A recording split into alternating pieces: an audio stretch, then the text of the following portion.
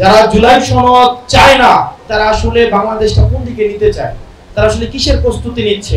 জামাতে ইসলামী এবং বিএনপি তাদেরকে আহ্বান জানাবো, আপনাদের তৃণমূলের যে নেতা কর্মীরা আপনাদের জন্য রক্ত দিয়েছে, ঘাম দিয়েছে, বাড়িতে ঘুমাইতে পারে নাই বাংলাদেশ বিনির্মাণের জন্য, তাদের দিকে তাকায়া আপনারা তাদের রক্তের সাথে আপনারা গাদ্দারি করেন। আমরা স্পষ্ট করেছি গণভোটের সাথে সাথে আমাদের এটার অর্ডার হতে হবে, এর আদেশ হতে হবে, এবং এই আদেশ অবশ্যই ডক্টর মোহাম্মদ ইউনূস এই আদেশকে জারি করতে হবে। আমরা দেখছি একটা পক্ষ তারা চায় চুপ্পু হচ্ছে এই জুলাই সনদের সিগনেচার করবেন, আদেশ দিবেন। মানে চুপ্পুর কাছ থেকে যদি আপনার জুলাই সনদের সার্টিফিকেট নিতে হয়, আমাদের সবার ভালো না যে নদীতে ডুবে যাওয়া। আপনার ঢাকার পরে সবচেয়ে বেশি শহীদ হয়েছে ভোলাতে, এই দ্বীপ জেলা ভোলাতে সবচেয়ে বেশি শহীদ হয়েছে, আমাদের 56 জন, টোটাল 56 জন শহীদ হয়েছে। তারা যদি জানে চুপ্পু সার্টিফিকেট দিচ্ছে এই জুলাইয়ের, তারা সবাই একসাথে আত্মহত্যা করবে। তাদের পরিবার যদি জানে তারা আত্মহত্যা করবে, যারা আহত হয়েছে তারা আত্মহত্যা করবে। মানে কি ইতিহাসের কি নির্মম বাস্তবতা, কি নিদারুণ সম্ভাবনার বিভিন্ন রাজনৈতিক দলের নিদারুণ অপচয় যে তারা চুপ্পুর হাতে বায়াত নিয়ে চুপ্পুর হাত থেকে তারা হচ্ছে জুলাইয়ের হচ্ছে সনদ নিতে চায়। এর থেকে দুঃখজনক পরিতাপের বিষয় আর পৃথিবীতে কিছুই হতে পারে না।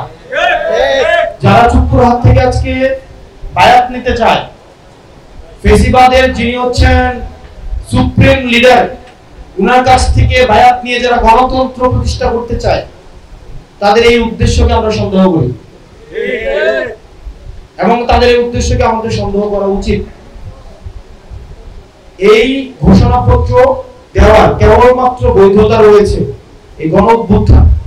এই গণঅভ্যুত্থানের মধ্য দিয়ে যেহেতু ডক্টর মোহাম্মদ ইউনূস এসেছেন, উনি এটার আদেশ দিবেন, এবং আদেশ দ্রুততম হতে হবে, কোনো অধ্যাদেশ নয়, কোনো প্রজ্ঞাপন নয়। আমরা উচ্চ কক্ষে পিআর চাই, বাংলাদেশ জামাতে ইসলামী নিম্নপক্ষে পিআর চাই। আবার আমার মনে হয় যে বাংলাদেশ জামাতে ইসলামী তাদের এই দাবি থেকে সরে এসেছে, আমার মনে হয়, আমি নিশ্চিত না, আপনার এটা মনে হয় যে এই পিআর এর দাবি থেকে সরে এসেছে। আমাদের আসলে দিন শেষে এনসিপি যে অবস্থান নিবে, দিন শেষে সব রাজনৈতিক দল সেই অবস্থান নিবে। সংখ্যাগত জায়গা থেকে আমরা গুণগত জায়গা থেকেই আমরা হচ্ছে আমাদের সংস্কার অবস্থান নিই, এবং দীর্ঘদিনের ফেসিবাদ লড়াইয়ের যারা করেছেন আমাদের বিএনপির তৃণমূলের নেতা কর্মীরা, বাংলাদেশে একটা গ্রাম বলেন তো দেখান তো যেই গ্রামে বিএনপির নেতা কর্মীদের বিরুদ্ধে মামলা হয় নাই। এরকম কোন গ্রাম আছে? যে ওই গ্রাম আছে, বিএনপি আছে, কিন্তু মামলা নাই, হইছে এরকম? একটা গ্রাম দেখান তো যেখানে শিবিরের বিরুদ্ধে তারা কার্যক্রম পরিচালনা করতে পারছে। শিবিরকে মেরে ফেলা যায় ছিল না?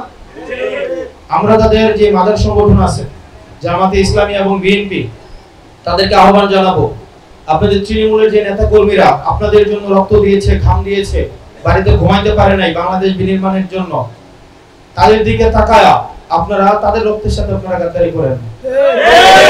আপনাদের তৃণমূলের নেতা কর্মীদের প্রতি শ্রদ্ধা জানাইয়া তাদের যে রক্ত, তাদের যে ত্যাগ, পরিবার ছাড়া, ঘর ছাড়া, ব্যবসা ছাড়া জীবন দিয়েছে, ইলিয়াস আলীরা গুম হয়েছে, কখনোই আর পরিবারে ফিরবে না। আমাদের সুমন ভাইয়ের মা কখনো সুমন ভাইকে ফিরে পাবে না। অসংখ্য মানুষ গুম হয়েছে, তাদের দিকে তাকিয়ে বাংলাদেশের যে মানুষের যে আকাঙ্ক্ষা, সেটির প্রতি সম্মান জানিয়ে চলেন আমরা বাংলাদেশটাকে একসাথে বিনির্মাণ করি। আমাদের রাজনৈতিক মতপার্থক্যের ঊর্ধ্বে উঠে বাংলাদেশ প্রশ্নে আমরা ঐক্যবদ্ধ থাকি।